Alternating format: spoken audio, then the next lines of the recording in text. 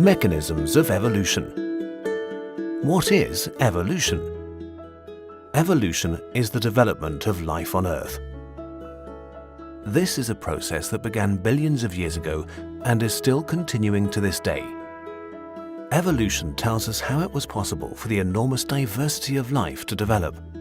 It shows us how primitive protozoa could become the millions of different species that we see today.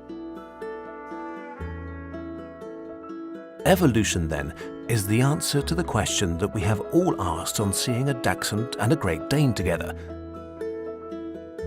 How is it possible for ancestors to have descendants that look so very different to them? In answering this question, we want to focus on animals, excluding other forms of life such as fungi and plants. The first question to ask is therefore, how can one animal develop into a whole new species of animal? But just a quick question.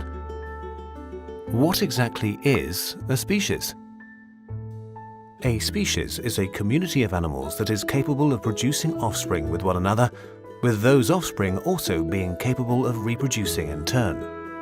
To understand this answer better, we need to take a closer look at the following points. The uniqueness of living creatures, guaranteed through the excess production of offspring and heredity. And, as a second key point, selection. Let's begin with uniqueness. Every creature that exists is unique, and this is essential for evolution. The members of a species may strongly resemble each other in appearance, however, they all have slightly different traits and characteristics. They may be a bit bigger, fatter, stronger, or bolder than their fellow animals. So what is the reason for these differences? Let's take a closer look at a creature. Every creature is made up of cells. These cells have a nucleus. The nucleus contains the chromosomes, and the chromosomes hold the DNA. DNA consists of different genes, and it's these genes that are life's information carriers. They contain instructions and orders for the cells and determine the characteristics and traits that living creatures have. And it's precisely this DNA that is unique to every creature. It's slightly different from individual to individual, which is why each has slightly different characteristics. But how is the enormous range of DNA created? One key factor is the excess production of offspring. In nature, we can observe that creatures generally produce far more offspring than is necessary for the survival of their species, with many offspring dying an early death as a result. Often there are even more offspring than the environment in which they live is able to support. This is one factor in increasing diversity within a species. The more offspring that are produced, the more little differences occur. And this is what nature wants: as many little differences as possible. The second major cause of the uniqueness of individuals occurs in heredity itself. By the way, heredity means the passing on of DNA to offspring. Two very interesting factors come into play in this process: recombination and mutation. Recombination is the random mixing of the DNA of two creatures. When two creatures fall in love and mate, they recombine their genes twice. The first time they do this separately, when they generate the gametes, that is, sperm and egg cells. The gametes take half of the genes and shuffle them. The second recombination occurs when a male inseminates a female. The parents each provide 50% of their DNA, in other words, 50% of their unique traits and characteristics. These are then recombined or mixed, and the result is new offspring. These offspring have a random mix of the DNA and therefore the traits and characteristics of their parents. This increases the diversity and differences within a species even further. But mutations are also important for evolution. Mutations are random changes in DNA. These can also be described as copying errors within the DNA, triggered by toxins or other chemical substances or by radiation. A mutation exists when a part of the DNA is altered.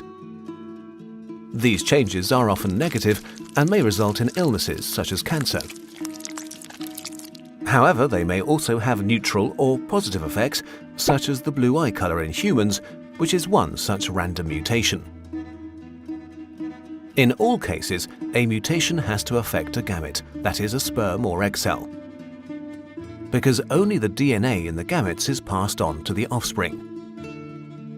This is also the reason why we protect our sexual organs during X-rays, whilst other parts of the body are not at risk. In summary then, in the heredity process, creatures pass on their characteristics to their offspring in the form of DNA.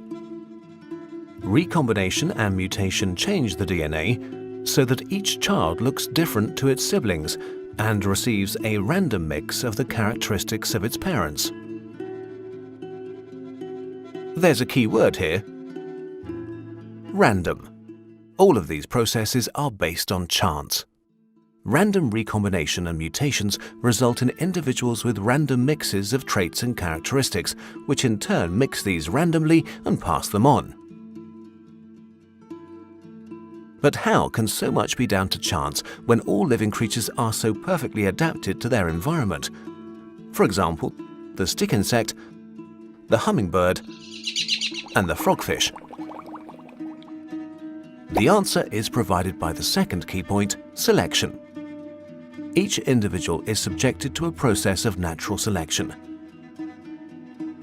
As we have learned, each individual is somewhat different to its fellows, and there is extensive variation within a species.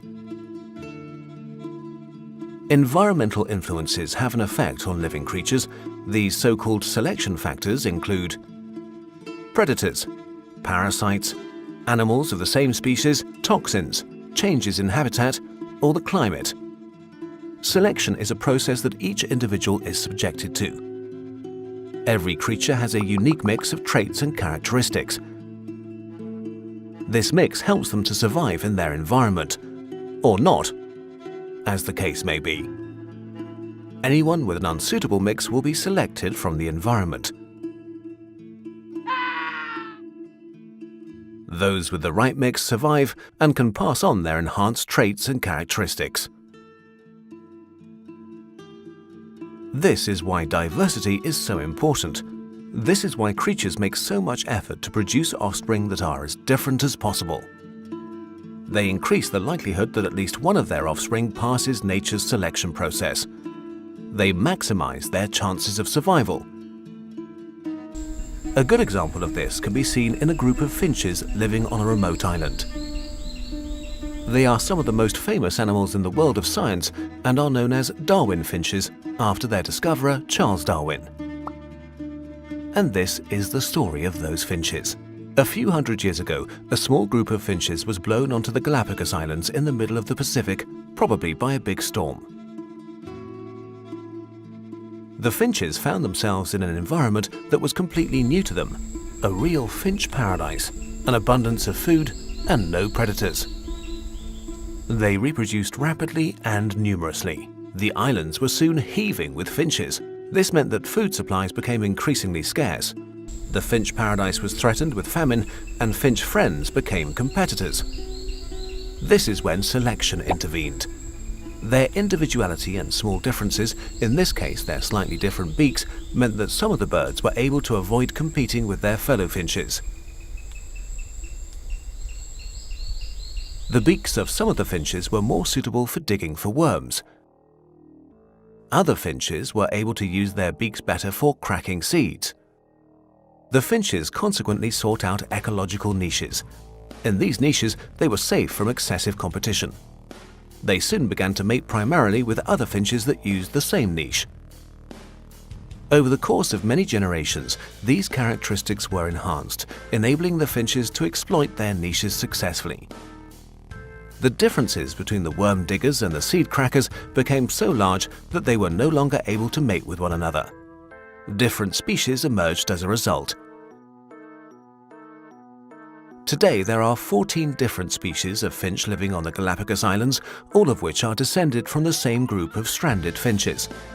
This is how new species are created by evolution, through the interaction of unique individuals, the excess production of offspring, recombination and mutation in heredity, and finally, through selection.